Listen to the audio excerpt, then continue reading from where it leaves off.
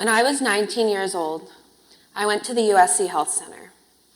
And when I was in the doctor's office, I was a victim of sexual abuse. The doctor was George Tyndall. To date, more than 500 women have spoken up about their abusive experiences in his office. In early 2016, I went to the USC Health Center to meet with a gynecologist for a test, expecting it to be done in compliance with mandated medical procedures. While I didn't have control of what happened in the doctor's office then, I have taken control of what has happened afterwards.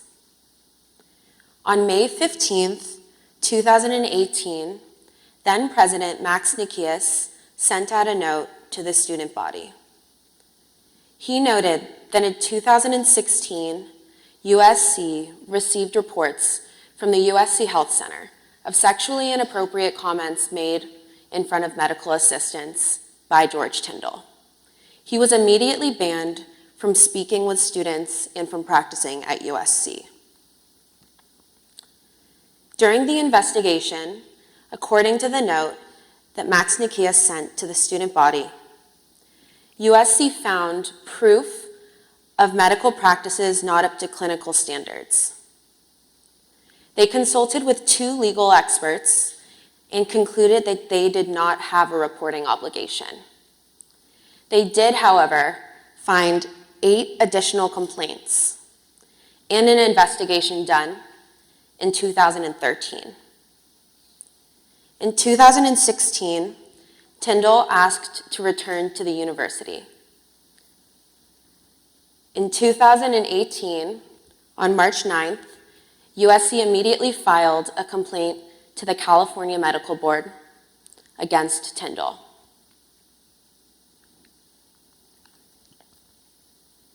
We trust people in power. We trust them because we believe that they know the right things, do the right things, and say the right things. They have responsibilities and are expected to follow them. But we can't trust power blindly. We must trust our instincts in the face of power.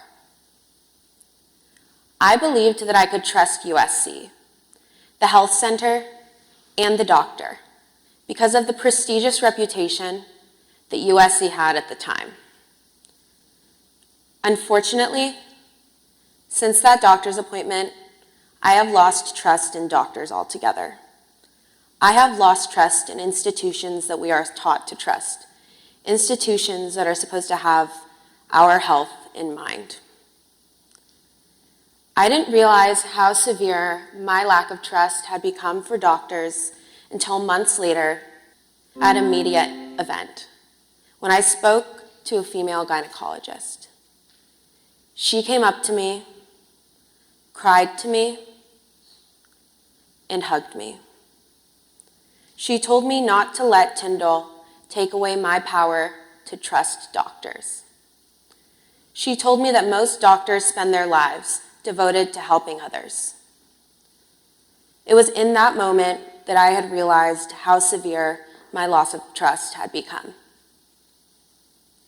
There I stood in the arms of a doctor who showed me her full vulnerability, and all I could do was question the validity in her statements.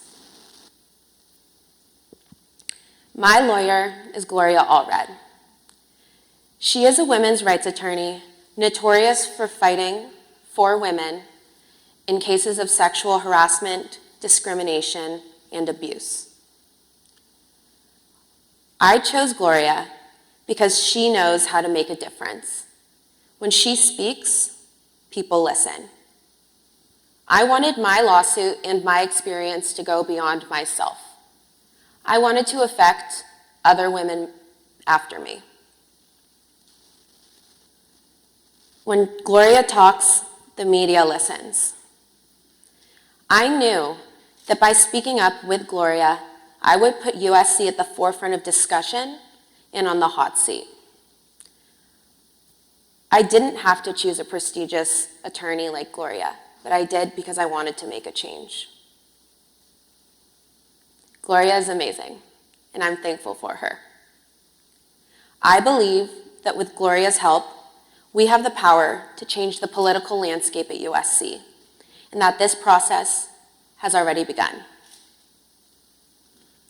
Every victim has a story.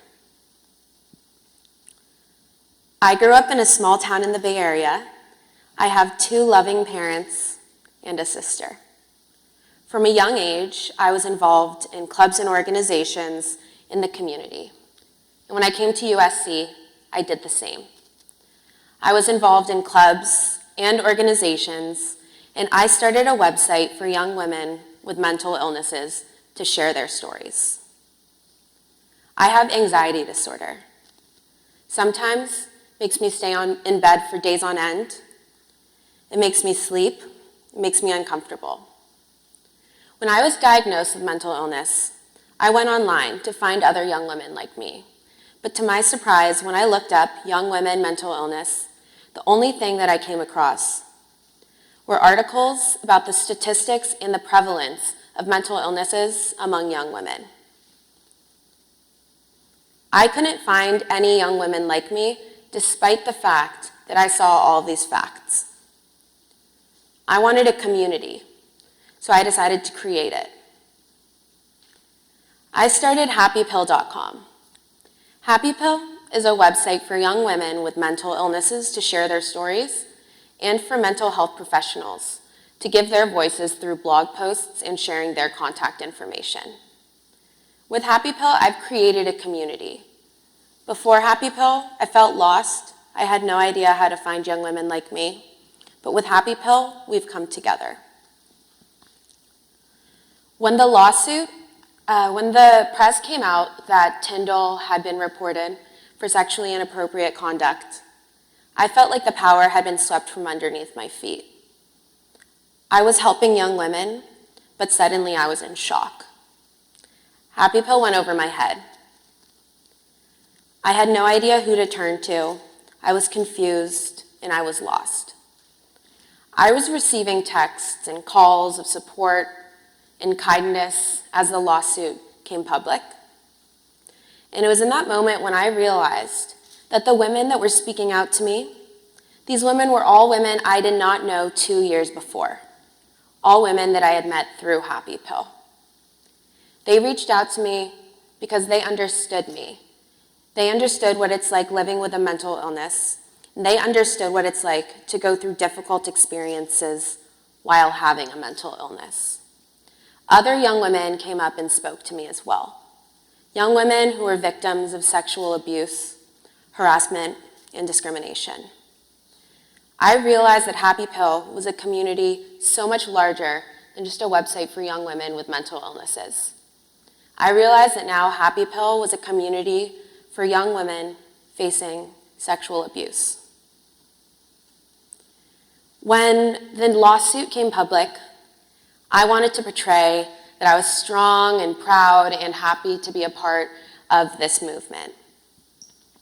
On social media, I painted that picture, but in reality, I couldn't get out of bed. I was constantly receiving texts of questions and concerns, and my friends and family were also receiving these texts as well. I was in bed, I was staring at a wall, in shock, and I was crying. Each image has a story, and each image is important. So on my personal Instagram, I posted this. It's simple. I note that I filed a lawsuit against the University of Southern California. Now on Happy Pill, I posted this. It roots in my emotions, not in the facts of the abuse. The first sentence of this article reads, mental illness manifests themselves differently in everyone. Some people don't understand these symptoms because of the fact that they don't know where to start. They also may not speak up because of the notorious negative stigma or just being lost. But the constant question that I come across is, do I need help or should I just tough it out? Now then, of course, the news and media outlets. They covered the facts of the abuse, the continued filing of lawsuits, but they didn't cover our stories, the victims, our emotions. Each outlet is important, and each is special for the different voices that they hold. My personal Instagram, my personal outlets were important so that people could understand that I'm a person and what I was going through. I needed to make sure that my immediate network knew that I was okay. Now on Happy Pill, I posted about my emotions, how I was feeling, and I went and I pitched my story to larger news outlets, but they didn't pick the story up. It's hard to convince people that experiences and stories will be read by others. It's true, people care about the facts of lawsuits. People might not care about the emotions behind them. So on Happy Pill, I published 2 articles about my emotions and how I felt dealing with this lawsuit. And the media, of course, like I said, published the facts of the lawsuits. Now, I knew that when I chose a prominent lawyer, and I knew that when I was going to the public and the media, I would be in the public eye. But now, when I Google my name, my face is next to my abusers. When I Google my name, my face is next to George Tyndall's. Like I said, my personal channels, Happy Pill, and the media are all very important. The media shares the facts that people need to hear. Without the media, without those news stories, people wouldn't know what's going on. News is very important. They've covered the facts of the lawsuit, but what hasn't been covered are our stories. Now, 500 women have spoken up about their abusive experiences in Tyndall's office, and over 100 women have come up and spoken out to the Los Angeles Police Department. In Greek mythology, the Trojans were known to stand up together and fight for each other.